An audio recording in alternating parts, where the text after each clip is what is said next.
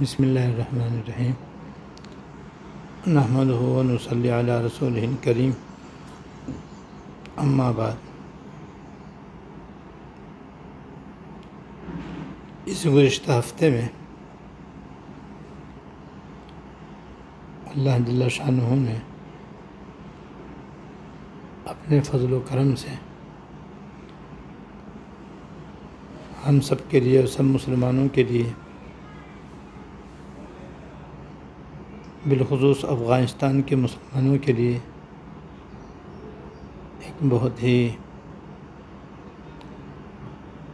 پرمسرت خوشخبری عطا فرمائی ہے، جس پر جتنا بھی شکر ادا کیا جائے کم ہے۔ اور وہ یہ ہے کہ اللہ تعالیٰ نے اپنے فضل و کرم سے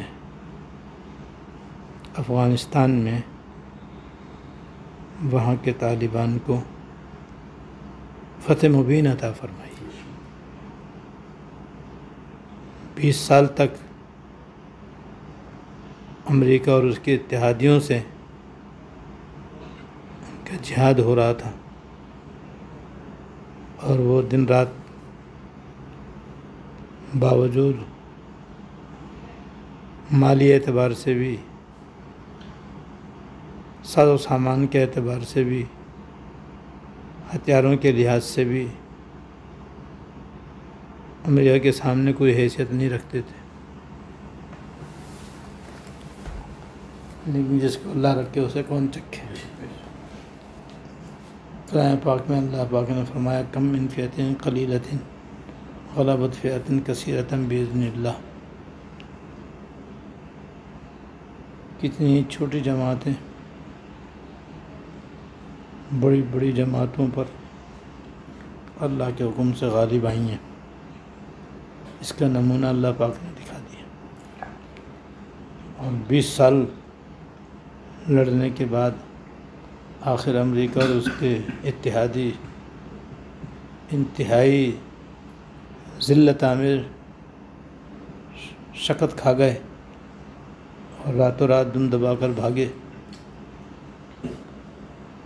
بھارت بھی انتہائی رسوا و ذلیل ہوا، اور یہ نہتے طالبان جو اللہ کے نام پر میدان میں اترے ہوئے تھے، اللہ کے دین کی سربلندی کے لیے جہاد کر رہے تھے، اللہ تعالیٰ نے ان کی ایسی مدد فرمائی کہ 20 سال کے بعد ان کو دوبارہ افغانستان میں اسلامی حکومت قائم کرنے کی توفیق عطا فرمائی۔ ساری دنیا ان کی اس فتح پر نہایت حیران ہے، اور ہونا ہی چاہیے، اور دنیا بھر کے سارے کافر بالخصوص جو ان کے مقابلے پر تھے نہایت ہی ذلیل و خوار ہوئے ہیں۔ اللہ تعالیٰ ہمیشہ ذلیل و خوار رکھے، اور اب ہم سب کو اس پر اللہ تعالیٰ کا شکر بھی ادا کرنا چاہیے، اور شکر ادا کرنے کے ساتھ طالبان کے لیے دل و جان سے دعا کرنی چاہیے کہ اللہ تعالیٰ ان کو حوصلے کے ساتھ، صبر و تحمل کے ساتھ اور راہ اعتدال اختیار کرتے ہوئے افغانستان میں صحیح اسلامی حکومت قائم کریں، اور اللہ تعالیٰ انہیں مضبوط و مستحکم حکومت قائم کرنے کی توفیق دیں، اور آئندہ اللہ تعالیٰ اسلام کے اور مسلمانوں کے دشمنوں کے شر سے ہماری بھی اور ان کی بھی حفاظت فرمائیں، اور اللہ تعالیٰ ہمارے ملک کے